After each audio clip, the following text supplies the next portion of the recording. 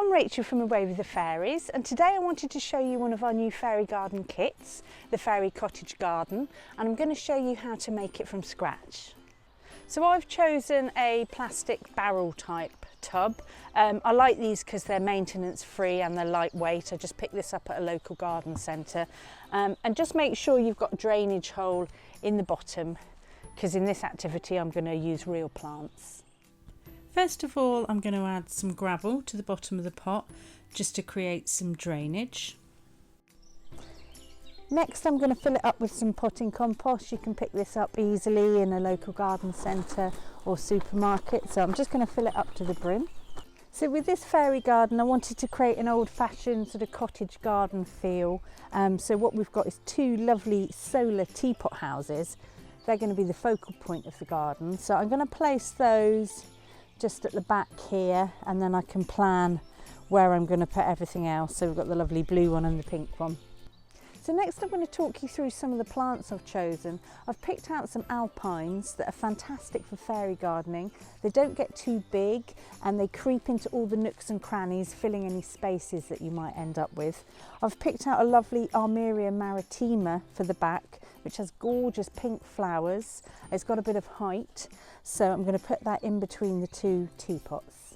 So as well as the solar fairy houses, the kit includes lots of accessories as well. I've got two really sweet little pathways here. So I'm just going to pop them in because I want to see where they're going to go before I put any more plants in. We're going to add another plant now. This is one of my all-time favourites for fairy gardening, a Saxifrage. It's the rose colour, it's so pretty. I'm just going to pop that down here next to the blue teapot. Now we're going to add another plant, this time a Sedum. These are great, they're low growing and they'll spread into all the nooks and crannies. No flowers on this one, but lovely green foliage. Okay, now to fill in some of the gaps at the back of the fairy garden, one of my all-time favourite things to use is moss. Now I've just collected this in our local area. You get it growing around the bases of trees or on walls. You might be able to pick some up in your local garden centre if you don't have any to hand. I'm going to just start popping it in here around our houses and our plants here. It's really great. It's going to fill in any gaps. It's also going to create a lovely sort of natural look, which I think is really fairy garden-esque. So as well as the pathways, there's some lovely accessories included in the kit. We have a really sweet flower table and chairs that have these lovely sort of heart and leaf motifs on. I thought I'll introduce them to the back of the fairy garden and the fairies can sit and contemplate life. Okay, so no cottage garden would be complete without a little vegetable patch. So we've got this really cute little fairy sized vegetable patch that I'm just going to pop at the front here. I'm going to add some pathways now at the front, just so our fairies can navigate around the fairy garden. I'm going to create them using some gravel.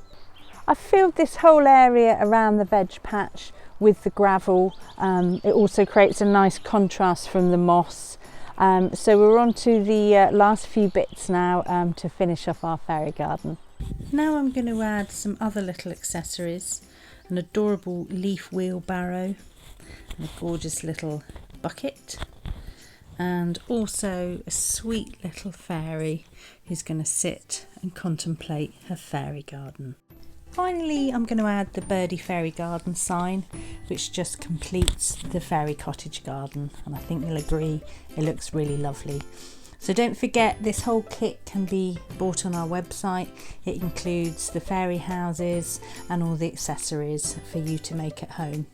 And remember, the fairy houses even light up after dark. They look really fabulous. They have solar panels on the back and look really magical at night time. Thanks for watching.